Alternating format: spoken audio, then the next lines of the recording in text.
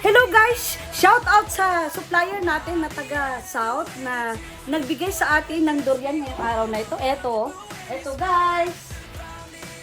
Ito at ngayong araw na ito samahan niyo ako, tayo ay kakain ng durian at magbibigay tayo ng tip kung paano ba natin ma-achieve ang tunay na lasa ng durian.